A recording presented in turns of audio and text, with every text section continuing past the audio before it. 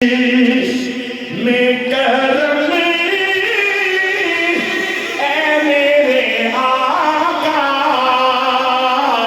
کرنا مجھ پہ بھی جشن میں کرم اے میرے آقا کرنا حق تو میرا بھی ہے حق تو میرا بھی ہے رحمت کا تقاضا کرنا تو کسی کو بھی اٹھاتا نہیں اپنے در سے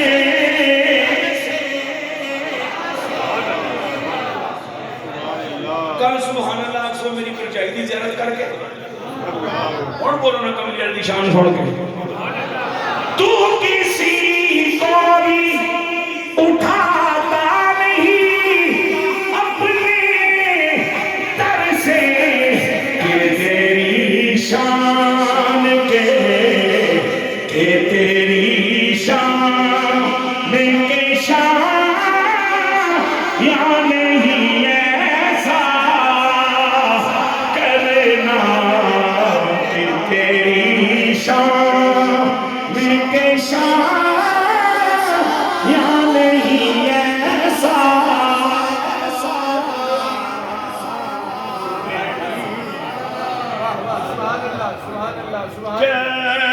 چشم کرم ان صحابہ کی خوشگوار نگاہوں کو سلام جن کا مسلک تھا جن کا مسلک تھا طواف روح زیبا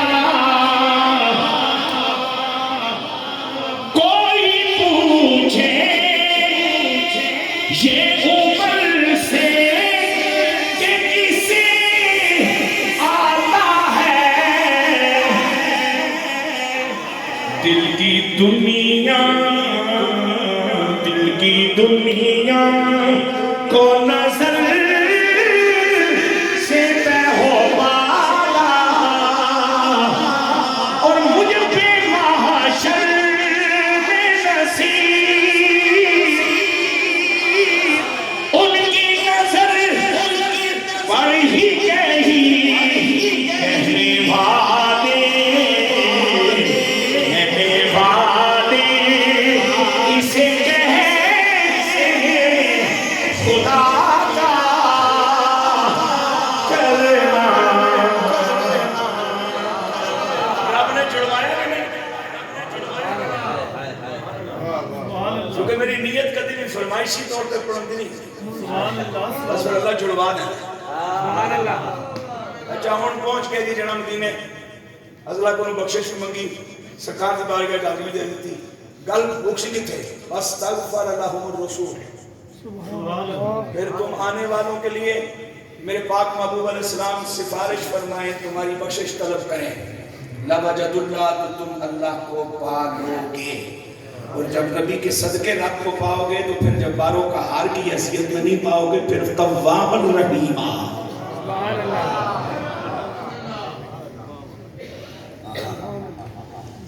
پھر وہ جباروں کا ہار کی شکل میں تم سے نہیں ملے گا وہ تواب الرحیمہ بہت جلد توبہ قبول کرنے والا جب میں بات صلاحیت ہوں کہ گھنٹے دا کام 5 منٹ کر لما جلدی کام کرنے دا میں ہنر ہوئے کہ میری جلدی اگر گھنٹے دی 5 منٹ سمجھ جاتی ہو جب کام رب جلدی کرے مجھے کڑی دیر لگنی ہے پھر جلدی توبہ قبول کرنے والا اور رحمت فرمانے والا مجھے پاؤ گے جب میں نبی کے صدقے تمہیں ملوں گا تو آخری بات اس حوالے سے شہر میں محقق برے صغیر میں حدیث کے بہت مؤثر اور مخلص خادم سیدنا شیخ عبدالحق محدث دہلوی علیہ رحمہ امام الانبیاء علیہ السلام کی ذات پاک سے لکھے گئے کے حوالے سے لکھی گئی اپنی پاکیزہ تحریر مدارج شریف میں ایک خوبصورت بات نقل کرتے ہیں۔ ایک بدو ایک دیہاتی تک اللہ کا یہ پیغام پہنچا اور اسے جب سمجھ آیا تو اسے یقین ہو گیا کہ مرن کو پہلے ہیں کہ کمبیالے کو ٹور دیا تو بخشا جا سکتا. وہ گاؤں سے چلا. میں نے ایک دن بات کی ایک مجمع میں، میں نے کہا صحابہ پاک کا احترام امت پر بہت لازم ہے، اس لیے کہ دین جو حضور نے دیا تھا وہ ہم سے تک پہنچا ہی صحابہ کے صدقے سے ہے. اور جب آخری خطبے میں میدان عرفات سے امام الانبیاء اپنا خطبہ حجۃ الوداع عطا فرما کے فارغ ہوئے تو آپ نے فرمایا مشرق مغرب شمال جنوب نکل جاؤ. اور میں نے الحمدللہ نعت نبی کے وسیلے سے یہ جو ڈیوٹی اللہ نے میری لگا رکھی ہے اس ملک پاکستان میں بلوچستان، سندھ، کشمیر، پنجاب، سبحان اللہ، میں کم از کم 13 اصحاب کی قبور کی زیارت کی سعادت میں حاصل کر چکا ہوں. سبحان اللہ. یہ بات میں نے کہ اجتماع میں کہی تو پڑھیا لکھا سیانا اندروں بے وقوف میرے ٹکر گیا، کہندا جی کتھے عرفات کتھے پاکستان یہ سیابی کہیں پہنچے ہوں گے. میں کہتا ہوں کوئی بندہ سن وچ نہیں آیا جنہیں پیدل حج کیتا ہو. یہ عرفات کو بولے نا تو ادھر آ گئے، مڑ کے تو نہیں گئے، بھائی کمرہ اتنے بڑی ہیں یہ حاجی تو مڑ کے بھی آندا ہے. میں نے اپنی ان خوشبخت آنکھوں سے 2 ایسے حاجیوں کو دیکھ رکھا ہے. ایک نے 111 برس کی عمر میں سال فرمایا، ایک شخص نے 136 سال کی عمر میں سال فرمایا، جو پیدل حج کر کے آئے 6 مہینے 7 مہینے. تو جڑی دے پترا مواجہ چیز کے سامنے بھی کھلو کے جب تک زنانی فوٹو نہ دیکھیں تے اپنی فوٹو اس میں تکانا تیرا سکون نہیں آتا. وہ بھی تو انسان ہی سن، پیچھے بیویاں بھی سن، ماما بھی سن، بچے بھی سن، سارا کچھ سی. 6 مہینے 10 مہینے گزر گئے، کئیاں سال گزر گیا، ٹرن چماٹھن پہلے نکل گئے. اپنا ٹائم رکھ کے حج دے ایام جڑی 5 دن مخصوص میں پہنچ ہی جاواں گا تے آخر مڑ کے بھی آئے. انہوں نے کسی نال موبائل تے رابطہ نہیں کیتا کہ اللہ نے کیڑے نشانہ دتیاں. پھر انہاں حاجیاں دے چہرے تے نور سی اور میں تانوں کہیں بیان کراں.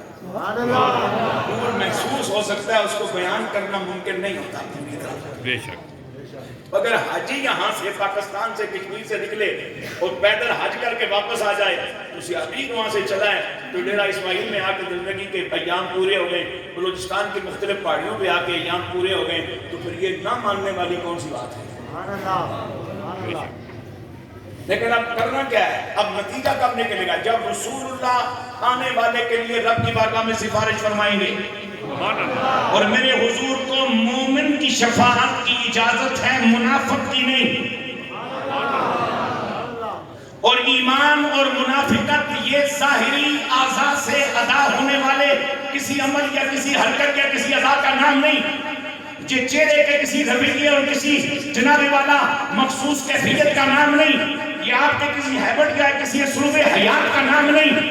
ایمان اور منافقت دونوں باطنی چیزیں ہیں اور دونوں ہوتی ہیں دل کی دھڑکنوں میں.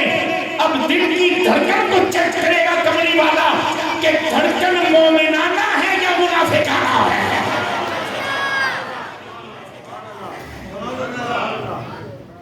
جانے والا کھڑا ہے یا اپنے مصلی پہ بیٹھے صدا لگا رہا ہے یا کھڑے ہو کے سلامت کرنے کے بعد استغاثہ پیش کر رہا ہے. میرے پاک نبی نے سفارش اس کی فرمانی ہے جس کی دھڑکن میں ایمان ہو. کتنے پردے ہیں؟ پرزر کا پردہ 1، قبر مبارک کا پردہ 2، دیواروں کے پردے 3، پردوں کے پردے 4، پھر عالم دنیا میں کھڑے ہونے والے کے جسم پہ لباس ہے. اگر سردی کا موسم ہے کوٹ بھی پہنا ہوگا، سویٹر بھی پہنی ہوگی، قمیض بھی پہنی ہے، بنیان بھی پہنی ہے، پھر نیچے چمڑا ہے، چمڑے کے اندر سینہ ہے، سینے کے اندر دل ہے، دل کے اندر دھڑکن ہے، دھڑکن میں کیفیت ہے.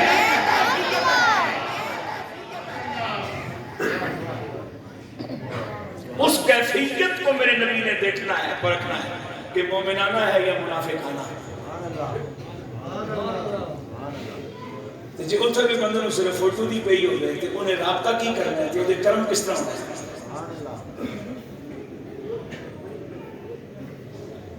دیکھو نا میں تے جدوں بھی گیا جدوں دا موبائل میں لیا 2002 ہون تک میں اسی موبائل سمیت گیا. بس دوسرے موبائل دے فائدے تساں دسو. ایک جلسہ رکھو او دے جے خطیب بلاؤ جا فائدے دس ہے نال مینوں بلائیو میں نقصان دس. نمبر پھر دینا تواڈے انصاف تے ہمیں معلومات ملتی ہیں. آپ کو معلومات موبائل سے پہلے کہاں سے ملی؟ اس موبائل نے آپ کو جگایا تو ہے، تو فرقہ بازی تو پیدا کی ہے، نفرتیں تو بڑھائی ہیں، آزادیاں تو کی ہیں، دوریاں تو ہوئی ہیں، آپ کو غیبتوں کا عادی کر دیا، گالیاں سننے پر آپ کو صابر بنا دیا، بہتان لگانے کی آپ کو عادت ڈال دی، الزام لگانے کی آپ کو عادت ڈال دی، کسی کی نیت پہ حملہ کرنے کے لیے آپ کو دلیر بنا دیا. دیا کیا آپ کو؟ اور میں علماء کرام اور سادات پاک کی موجود میں ایک مشورہ دینا چاہتا ہوں آپ کو. موبائل میں سارا قرآن آپ کے موبائل میں پڑا ہے، پڑھتے رہیے، لیکن موبائل میں ڈلا ہوا قرآن کتاب نہیں رہتا، اور رب نے جو قرآن دیا اس کو رب نے کتاب کہا ہے، اور وہ وہی ہے جو لکھا گیا ہے، اور آج بھی جو کتابت کے مراحل سے گزرتا ہے وہی کتاب کہلائے گی. لہذا موبائل سے تلاوت کرنے کا ثواب ضرور ہے، لیکن کتاب کی زیارت سے آپ محروم ہو گئے. اور اس وقت ہماری تقریروں میں اثر نہ رہا، آپ کی سماعتوں میں اثر نہ رہا. ایک وہ زمانہ تھا سال کے بعد ایک محفل میلاد ہوا کرتی تھی، یا بڑی 11ویں شریف کا ایک جلسہ ہوا کرتا تھا، یا 10 محرم کو شہدائے کربلا کی یاد میں دن منایا جاتا تھا. سال کے بعد مومن ایک آواز سنتا کسی با عمل عالم دین کا، تو اس کا اثر یہ ہوتا کہ بے نمازی نمازی ہو جاتے، بے حیا حیا والے ہو جاتے، ماں باپ کے گستاخ باادب ہو جاتے. آج میری باتوں میں تاثیر نہیں، آپ کے سننے میں تاثیر نہیں. اس کی وجوہات میں سے ایک وجہ یہ بھی ہے کہ میری اور آپ کی صحبتیں غلیظ ہو گئی ہیں، اور صحبتوں کی غلاظت میں اس موبائل کا بہت بڑا کردار ہے. اور جب صحبتیں غلیظ ہو جائیں تو بندے کی روح کمزور پڑتی چلی جاتی ہے، اندر پاکی ختم ہوتی چلی جاتی ہے. اور جب نہ پاکی زیادہ ہو جائے اور پاکی کم ہو جائے تو پھر بندے کو گناہ سمجھ آتا ہے، نیکی سمجھ نہیں آتی. گناہ کی طرف بندہ مائل ہوتا ہے، نیکی کی طرف مائل نہیں ہوتا. شر اسے پسند ہوتا ہے، خیر کی طرف اس کی رغبت نہیں رہتی. مجھ گناہگار بوڑھے بندے کی باتوں پہ ذرا توجہ کریں، خاص طور پر میرے نوجوان بچے. کتاب سے رشتہ جوڑیے، اس لیے کہ کتاب کی زیارت کرنا بھی ثواب ہے. کتاب کو ہاتھ لگانا بھی اتنی عمدہ عبادت ہے کہ لا یمسہ الا المطہرون، کوئی اس کو ہاتھ نہ لگائے جب تک باوضو نہ ہو جائے. اتنے سہل پسند نہ ہوں، کہیں اٹھیں قرآن اٹھائیں، وضو کر کے بیٹھیں، قبلہ رخ ہو کے بیٹھیں، قرآن کو رحم پہ رکھیں یا اپنی گود میں رکھیں، ادب کے ساتھ کتاب کی زیارت بھی کریں اور کتاب کی تلاوت بھی کریں، اور سمجھ آتی ہے تو غور و خوض بھی کریں. ہر پہلو الگ الگ طریقے سے آپ کو نوازے گا. اب میرے حضور نے سفارش کرنی ہے صرف ایمان والے کی، اور ایمان ہوتا ہے کلیجے میں، کلیجے کی دھڑکن کی ایک خاص کیفیت میں، اور وہاں سے حضور جج کر کے پھر اللہ کی بارگاہ میں ہاتھ اٹھائیں گے. یا اللہ، مومن ہیں، گناہگار ہیں، میرے حضور کا فرمان سنو، مچلو اپنے نصیبوں پر. آقا فرماتے ہیں شفاعتی لأہل الکبائر من امتی، میری شفاعت امت کے بڑے بڑے گناہگاروں کے لیے ہے، بڑے بڑے گناہگاروں کے لیے ہے. یا رسول اللہ کا چھوٹے گناہگاروں کی سفارش آپ نہیں فرمائیں گے؟ فرماؤں گا. پھر بڑے گناہگاروں کی بات ہائی لائٹ کیوں کی؟ فرمائیں اس لیے کہ کیس جتنا پیچیدہ ہو اتنا بندہ اپنی رہائی کے لیے وکیل تگڑا کرتا ہے، وکیل لائٹ فائٹ کرتا ہے. تو جن وکیلوں کا، جن گناہگاروں کا وکیل رب نے محمد کو بنایا ہے، عدالت ہو بے نیاز کی اور سامنے ہو گناہگار اور بیچ میں وکیل ہو آمنہ کا لال، تو پھر یہ آمنہ کا لال یہ صلاحیت رکھتا ہونا کہ چھوٹے ہی نہ بخشوائے، بڑے بڑے بھی بخشوا ڈالے.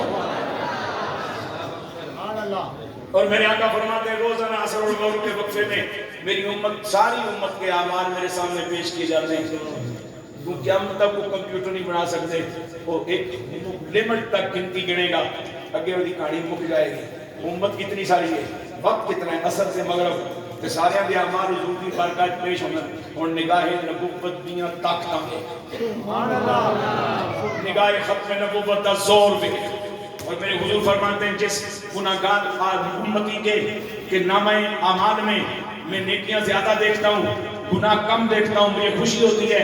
اور جس کے نامہ اعمال میں گناہ زیادہ ہوں، نیکیاں کم ہوں، مجھے دکھ ہوتا ہے، اور میں فوراً اس کی بخشش کے لیے اللہ کی بارگاہ میں ہاتھ اٹھاتا ہوں. اونچی بول سبحان اللہ، پھر کہو سبحان اللہ. اب ان حافظوں کے لیے ایک بات جو پہلے بھی کئی بار آپ کی خدمت میں عرض کر چکا ہوں،